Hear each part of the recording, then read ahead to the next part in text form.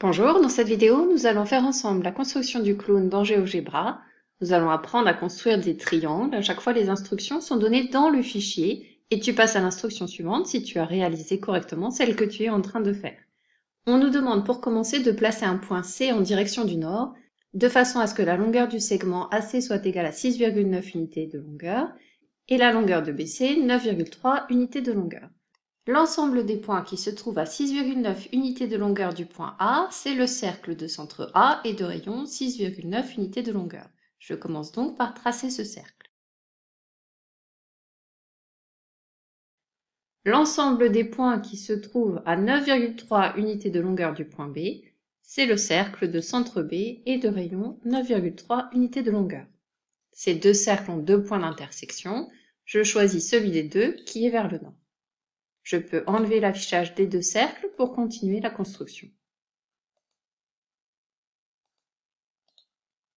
Je dois maintenant placer le point D vers le sud de façon à ce que la longueur du segment LD soit égale à 3,4 unités de longueur.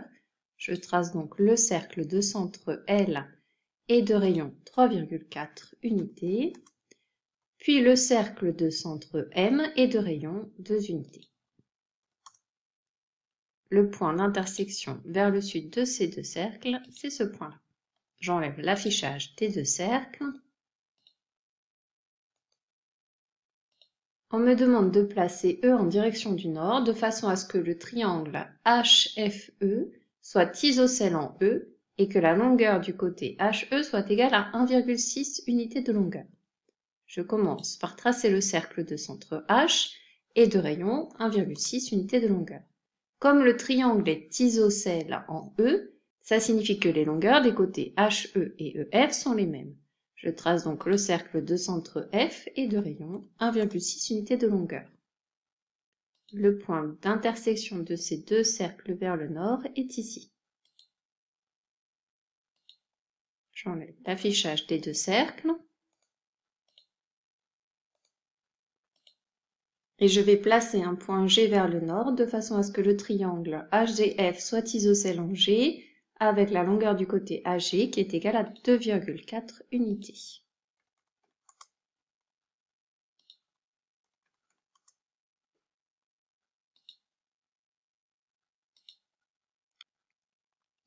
J'enlève l'affichage des deux cercles et je vais placer le point J en direction du nord de façon à ce que le triangle WIJ soit isocèle en J avec WJ qui est égal à 2 unités de longueur.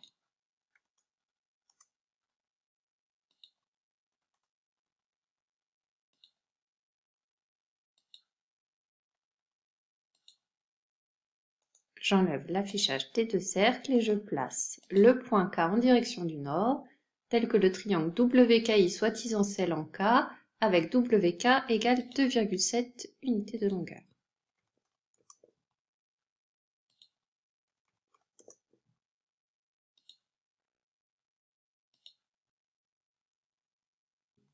La construction est pratiquement terminée. On enlève l'affichage des deux derniers cercles et tu peux ensuite passer à la construction suivante. À bientôt!